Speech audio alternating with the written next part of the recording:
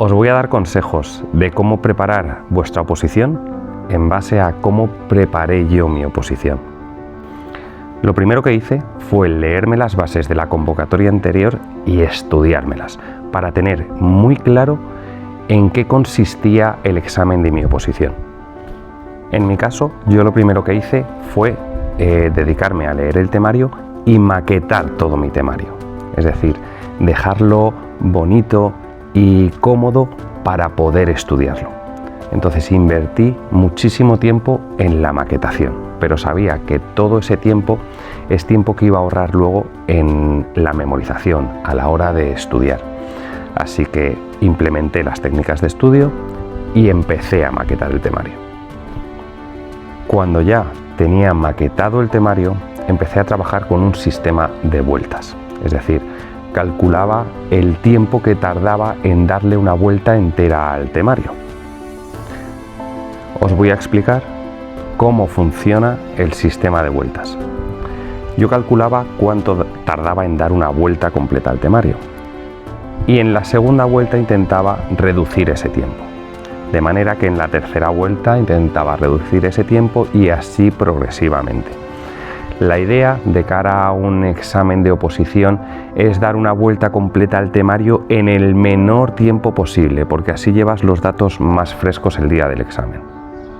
Es decir, ejemplo, si yo doy una vuelta al temario completa en 6 meses la primera, pues la segunda intentaré hacerlo en 5 o en 4, luego en 3 o en 2, luego en 1, para finalmente, dependiendo del volumen del temario, dar una vuelta completa en 2 semanas, 10 días, 1 semana o 3 días, dependiendo del volumen que tenga ese temario.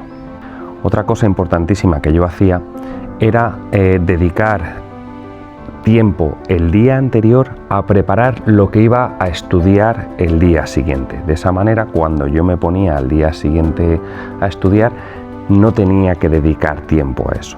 Según me levantaba, desayunaba y me ponía a estudiar.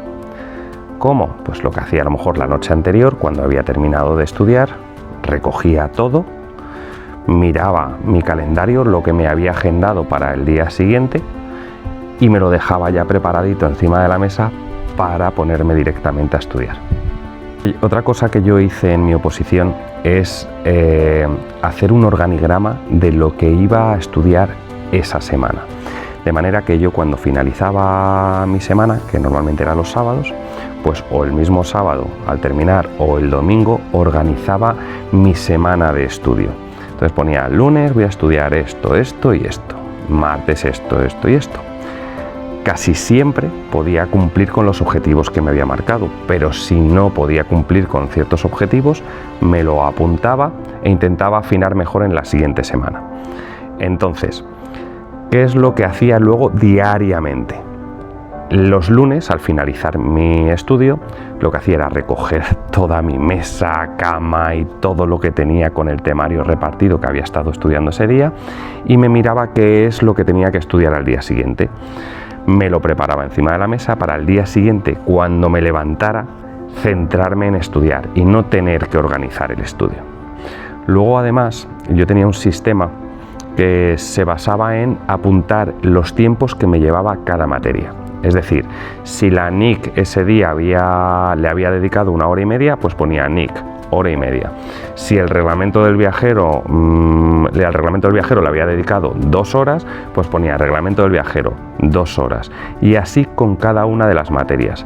De esa manera yo sabía qué tiempo dedicaba a cada materia cada día, y además me ayudaba a ver el tiempo total que había dedicado al estudio ese día.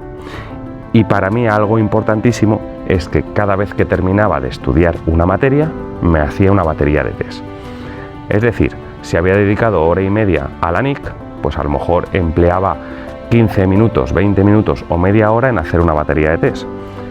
Porque no se nos tiene que olvidar que nuestra oposición se hace tipo test. Por lo tanto, es importantísimo practicar y trabajar el sistema de test. Si tú, cada vez que acabas una materia, te haces una batería de test, estás preparando la materia y además estás preparándote de cara al examen tipo test.